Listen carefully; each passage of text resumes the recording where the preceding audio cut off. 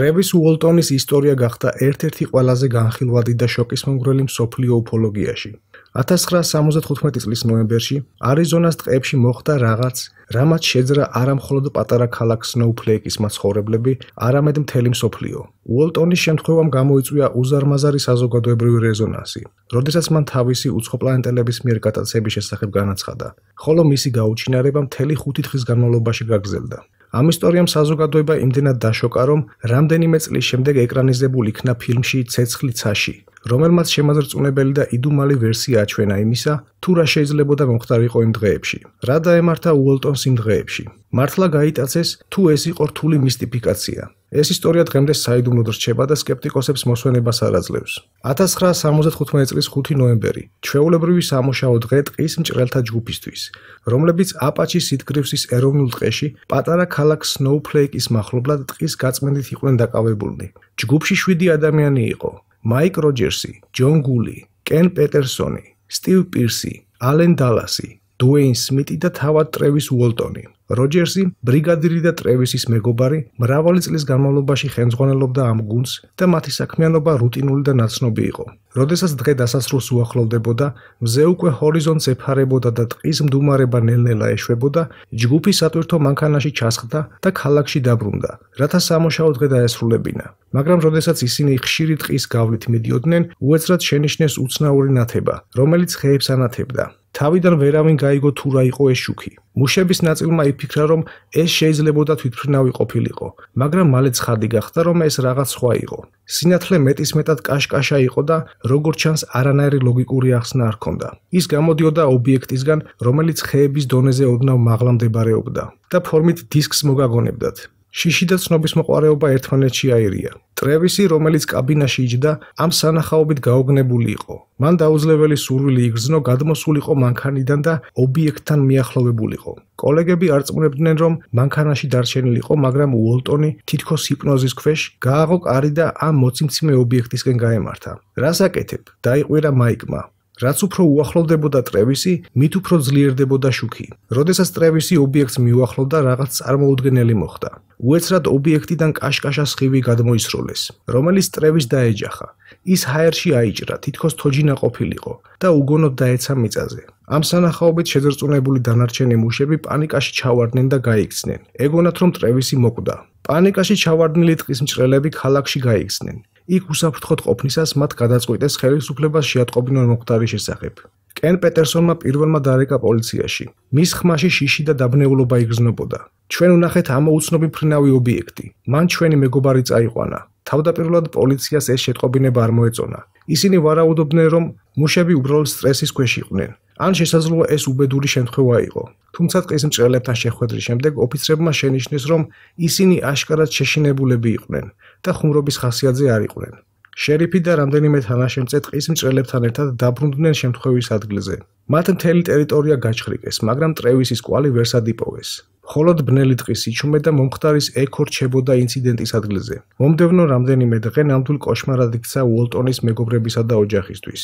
პოლიციამ დაიწყო ეჭვი, რომ მისმა კოლეგებმა შესაძლოა ტრევისი მოკლეს და მისი სხეული დამალეს, ხოლო ამოუცნობი მფრინავი ობიექტის შესახებ უაზრო ისტორია მოიგონეს. ეჭვები გამძაფრდა, როდესაც ზებნამ შედეგი არ გამოიღო. ადგილობრივმა მაცხოვრებლებმა დაიწყეს შესაძლო მკვლელობის შესახებ ჭორების გავრცელება, რამაც მხოლოდ გაზარდა ზეწოლა ტყის მჭრელებზე. და აი გაუჩინარებიდან 5 დღის შემდეგ ტრევისი გამოჩნდა ქალაქ ჰებერში, არიზონაში, გაუჩინარების ადგილიდან 30 მილის დაშორებით. აღელვებული და დეზორიენტირებული, მან თავის ძმას დუეინს დაურეკა და მისი წაყვანა სთხოვა. ტრევისი დაღლილი და შეძრწუნებული ჩანდა. მაგრამ ყველაზე უცნაური ის იყო, რომ მას ეგონა თითქოს ინციდენტის მომენტიდან მხოლოდ რამდენიმე საათი იყო გასული. სინამდვილეში 5 დღე გავიდა, დრო რომელიც მისთვის საიდუმლოდ დარჩა. ტრევისმა დაიწყო იმის გახსენება, თუ რა დაემართა. ის ამტკიცებდა, რომ გაიტაცეს არსებებმა, რომლებსაც უზარმაზარი თვალები და გლუვი ტყავის მსგავსი კოსტიუმები ჰქონდათ. ეს არსებები მისი აღწერით ჰუმანოიდური ტიპის იყვნენ და ჰგავდნენ კლასიკურ ნაცრისფერ უცხოპლანეტელებს, რომლებიც ხშირად გვხვდება გატაცების ისტორიებში. ტრევისის თქმით, ის მოათავსეს კაშკაშა განათებულ ოთახში და ჩაუტარეს რიგი სამედიცინო ექსპერიმენტი.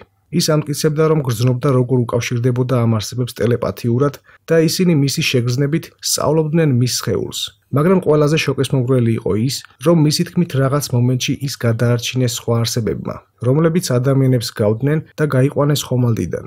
ისინი იყვნენ მაღლები, ქერათმით, ცისფერი თვალებით და ეცვათ უნიფორმა. ტრევისი ამტკიცებდა, რომ სწორედ ამ არსებებმა დააბრუნეს დედამიწაზე. ტრევისის დაბრუნების შემდეგ დაიწყო დაკითხვები. პოლიცია სკეპტიკურად იყო განწყობილი და ცდილობდა გაერკვია თუ რა მოხდა სინამდვილეში. ტრევისის ისტორია ფანტასტიკური ჩანდა და ბევრს არ სჯეროდა მისი. თუმცა ტრევისი და მისი 5 კოლეგა დათანხმდნენ სიცრუის დეტექტორის ტესტის გავლას. ყველამ ერთი ადამიანის გარდა წარმატებით გაიარა ტესტი, რაც ადასტურებდა მათი ნაამბობის ისწორეს. ერთადერთი ადამიანი, რომელმაც ტესტი ვერ გაიარა, ალენ დალასი იყო, რომელიც ცნობილი იყო ავტორიტეტებისადმი დაუნდობლობით და როგორც მოგვიანებით გაირკვა, ძალიან ნერვიულობდა ზუსტი ტესტირებისთვის. მიუხედავად ამისა, დანარჩენი მუშების შედეგები დამაჯერებელი აღმოჩნდა და საქმემ ახალი მიმართულება მიიღო. საზოგადოებრივი აზრი გაიყო. ზოგი თვლიდა, რომ ტრევისის ისტორია მხოლოდ მორიგი სენსაცია იყო მედიის ყურადღების მისაქცევად, ზოგი კი თვლიდა, რომ უოლტონი მართლაც შეეჯახა რაღაც ზებუნებრივს. ისტორია ფართოდ გახდა ცნობილი და მას აქტიურად განიხილავდნენ ახალ ამბებში, თოქ-შოუებსა და დოკუმენტურ ფილმებში. ტრევისმა თავად დაიწყო აქტიური საუბარი თავის გამოცდილებაზე. მან დაწერა წიგნი „ცეცხლი ცაში“, რომელიც 1978 წელს გამოვიდა და გადაიღეს ფილმი 1993 წელს. მიუხედავად ყველა სკეპტიკური განწყობისა, ეს ისტორია კვლავ აღელვებდა მრავალი ადამიანის გონებას. დაბრუნების შემდეგ ტრევისი დიდხანს განიცდიდა ფსიქოლოგიურ ტრამვას. მრავალი ადამიანი, რომლებსაც მსგავსი შეხვედრები ჰქონდათ, აღწერენ პოსტტრაუმულ სიმპტომებს და ტრევისი არ იყო გამონაკლისი. მუდმივი დაკითხვები, საზოგადოების მხრიდან ზეწოლა, მრავალი ადამიანის უნდობლობა მის ცხოვრებას ძალიან დაძაბულს ხდიდა. მაგრამ მას არ გადაუხვევია თავისი ისტორიიდან. მომდევნო წლების განმავლობაში უოლტონმა კიდევ რამდენიმე სიცრუის დეტექტორის ტესტი გაიარა და ყოველთვის წარმატებით ადასტურებდა თავის სიტყვებს. მისი ისტორია რჩება ერთ-ერთ ყველაზე განხილვად და კარგად დოკუმენტირებულ შემთხვევად გატაცებებს შორის. ტრევის უოლტონის ისტორია რჩება ერთ-ერთ ყველაზე იდუმალ და წინააღმდეგობრივ ისტორიად უფოლოგიის სამყაროში. ფაქტია, რომ არიზონას ტყეში მოხდა რაღაც აუხსნელი, რამაც შეძრა არამხოლოდ ტრევისი, არამედ მისი კოლეგებიც. 5 დღე, რომელიც მან რეალობის მიღმა გაატარა, კვლავ აღელვებს როგორც შეთქმულების თეორიის მომხრეებს, ასევე სკეპტიკოსებს. შეიძლება ამ ყველაფრის რაიმე ლოგიკური ახსნა მოიძებნოს. შესაძლოა ეს იყო მასობრივი ფსიქოზი, ან იქნებ რეალური კონტაქტი უცხოპლანეტელებთან. უოლტონის ისტორია გვაიძულებს დავფიქრდეთ ადამიანის აღქმის საზღვრებზე და სხვა სამყაროების შესაძლებლობებზე. უცხოპლანეტელების მიერ გატაცების ისტორიები ყოველთვის იწვევდა ინტერესს, მაგრამ არის ერთი, რომელმაც არამხოლოდ საზოგადოება შეძრა, არამედ საფუძველი ჩაუყარა კვლევებისა და თეორიების მთელ ტალღას. ეს არის ბეტი და ბარნი ჰილის შემთხვევა, რომელიც 1961 წელს მოხდა. ამ ისტორიამ მიიპყრო უფოლოგების, მეცნიერებისა და საზოგადოების ყურადღება და საფუძვლად დაედო წიგნს „შეწყვეტილი მოგზაურობა“. ისტორიამ თუ როგორ შეეჯახა ეს წყვილი რაღაც აუხსნელს, უდიდესი რეზონანსი გამოიწვია მედიაში და დღემდე რჩება ერთ-ერთ ყველაზე შესწავლილი შემთხვევად უფოლოგიაში. რა მოხდა სინამდვილეში იმ ღამეს? როგორ გადაიქცა ჩვეულებრივი მოგზაურობა სახლში ერთ-ერთ ყველაზე ცნობილ და იდუმალ მოვლენად ისტორიაში? ყველაფერი დაიწყო 1961 წლის 19 სექტემბრის გვიან საღამოს, როდესაც ბეტი და ბარნი ჰილი კანადაში დასვენების შემდეგ სახლში ბრუნდებოდნენ. წყვილი დაღლილი იყო ხანგრძლივი მოგზაურობის შემდეგ, მაგრამ ამინდი ხელსაყრელი იყო და მათ გადაწყვიტეს ღამე არ გაეთიათ და შეუსვენებლად ემგზავრათ თავიანთ სახლამდე პორტსმუთში, ნიუ-ჰემფშირში. გზავრობა სრულიად ჩვეულებრივად მიმდინარეობდა, სანამ თეთრი მთების მიდამოებში, მიტოვებული გზის გავლისას, ბეტი მცაზე უცნაური კაშკაშა შუქი არ შენიშნა. თავდაპირველად მას ეგონა, რომ ეს უბრალოდ ვარსკვლავი ან თვითმფრინავი იყო, მაგრამ შუქი უცნაურად იქცეოდა. მოძრაობდა ცაზე ხან წინ, ხან უკან, რამაც მისი ყურადღება მიიპყრო. მას სთხოვა ბარნის მანქანა გაეჩერებინა, რათა უკეთ დაენახათ ეს ობიექტი. ბარნი, რომელიც არ იყო მიდრეკილი ზებუნებრივისადმი რწმენისკენ, ფიქრობდა, რომ ეს უბრალოდ თვითმფრინავი იყო და ცდილობდა დაერწმუნებინა ბეტი, რომ არ ენერვიულა. თუმცა ობიექტი არ გამქრალა, არამედ განაგრძობდა მოძრაობას, თანდათან უფრო და უფრო უახლოვდებოდა. ცნობის მოყვარეობამ სძლია და ბარნიმ გადაწყვიტა მანქანიდან გადმოსულიყო ბინოკლით, რათა უკეთ დაენახა ეს უცნაური შუქი. როდესაც მან ბინოკლში გაიხედა, მას შოკისმომგვრელი სურპრიზი ელოდა. ბარნი ამტკიცებდა, რომ დაინახა უზარმაზარი, დისკის ფორმის ობიექტი, რომელიც ჰაერში ეკიდა. ფანჯრების რიგით, რომლებიდანაც როგორც მას მოეჩვენა, მას ფიგურები უთვალთვალებდნენ. ეს არსებები, როგორც მან მოგვიანებით აღწერა, არ ჰგავდნენ ადამიანებს. მათი თავები არაპროპორციულად დიდი იყო, ხოლო თვალები უზარმაზარი და შავი. შეშინებულმა ბარნიმ, რომელიც უკვე აღარ თვლიდა, რომ ეს უბრალოდ თვითმფრინავი იყო, შიში იგრძნო. ის სწრაფად დაბრუნდა მანქანაში და როგორც შეეძლო, შეეცადა ბეტის დამშვიდება, თუმცა თავად შოკირებული იყო ნანახით. წყვილმა სასწრაფოდ განაგრძო გზა, მაგრამ მალე მათ უცნაური ხმოვანი სიგნალი გაიგონეს, რომელიც როგორც ჩანდა თავად ობიექტიდან მოდიოდა. ეს ხმა გუგუნს გავდა, რომელიც მთელ მანქანაში ვიბრირებდა. ამ სიგნალის შემდეგ ჰილებმა იგრძნეს თითქოს დრო შენელდა და ვერ ხვდებოდნენ რა ხდებოდა. წყვილი იხსენებს, რომ განაგრძობდნენ გზაზე მოძრაობას, მაგრამ არ აცნობიერებდნენ თავიანთ ქმედებებს და არ ახსოვდათ შემდგომი მოვლენები. როდესაც გონს მოეგნენ, ისინი უკვე იმყოფებოდნენ იმ ადგილიდან რამდენიმე მილის დაშორებით, სადაც პირველად შენიშნეს შუქი და დაკარგული ჰქონდათ დაახლოებით 2 საათი, რომლის შესახებაც არანაირი მოგონება არ ჰქონდათ.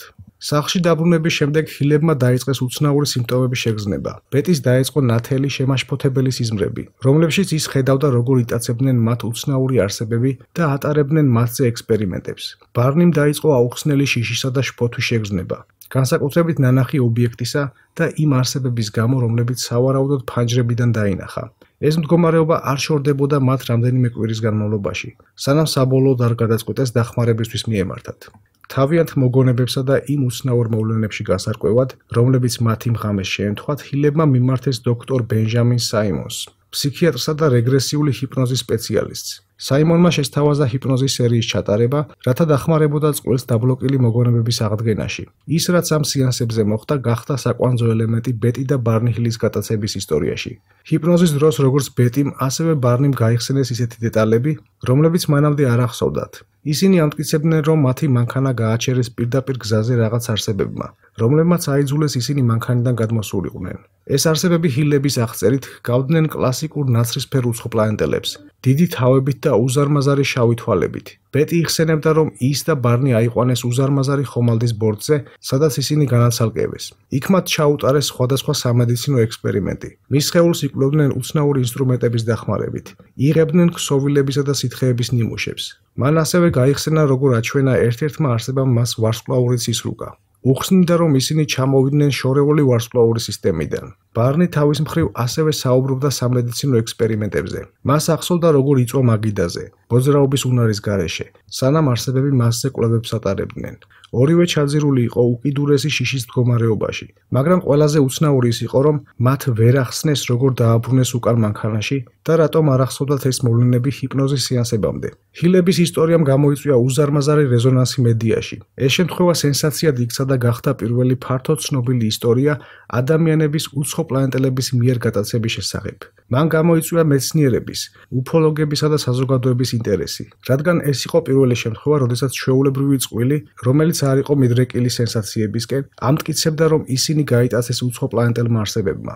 ეს შემთხვევა დეტალურად იქნა შესწავლილი და მის საფუძველზე დაიწერა წიგნი „შეწყვეტილი მოგზაურობა“, რომელიც 1966 წელს გამოიცა და დეტალურად აღწერდა ინციდენტის დეტალებს. წიგნში ასევე შეტანილი იყო ჰიპნოზური სეანსების შედეგები და დოქტორ საიმონის მიერ ჩატარებული კვლევები. მიუხედავად იმისა, რომ ჰილების ისტორიამ უამრავი ადამიანის ყურადღება მიიპყრო, ბევრი სკეპტიკოსი მას გამოგონილად ან ფსიქოლოგიური სტრესის შედეგად თვლიდა. ზოგიერთი ექსპერტი ვარაუდობდა, რომ ეს შეიძლება ყოფილიყო ძილის დამბლა ან მასობრივი ჰალუცინაცია. სხვები ვარაუდობდნენ, რომ ჰილებმა შეიძლება უბრალოდ დაამახინჯეს თავიანთი მოგონებები შიშისა და სტრესის ზემოქმედების ქვეშ. თუმცა ფაქტი ფაქტად რჩება. ბეტი და ბარნი ჰილის ისტორია რჩება ერთ-ერთ ყველაზე ცნობილ და განხილვად შემთხვევად უფოლოგიაში. ეს იყო ადამიანების გატაცების პირველი შემთხვევა, რომელმაც ფართო საზოგადოების ყურადღება მიიპყრო და გზა გაუხსნა შემდგომ კვლევებს ამ სფეროში. ამ ისტორიის ერთ-ერთი ყველაზე საინტერესო ასპექტი გახდა ვარსკვლავური რუკა, რომელიც ბეტის სიტყვებით მას გატაცების დროს აჩვენეს. ჰიპნოზის სეანსზე მან დეტალურად აღწერა და დახატა კიდეც იმ ვარსკვლავების რუკა, რომელიც ხომალდის ბორტზე ენახა. ამ რუკამ განსაკუთრებული ინტერესი გამოიწვია მკვლევარებსა და ასტრონომებში.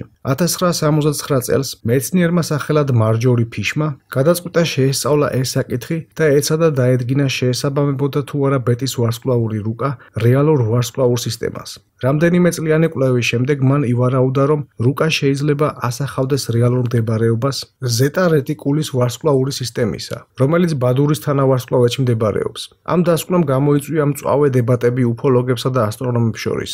მაგრამ ეს რუკა დღემდე რჩება ერთ-ერთ ყველაზე დამაინტრიგებელ დეტალად ამ ისტორიაში. ბეტი და ბარნი ჰილის შემთხვევამ სათავე დაუდო მთელ ეპოქას უფოლოგიაში.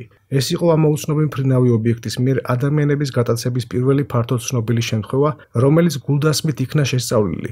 მიუხედავად მრავალი სკეპტიკური ვერსიისა, ჰილების ისტორია რჩება ერთ-ერთ ყველაზე იდუმალ და შთამბეჭდავ ისტორიად უფოლოგიაში.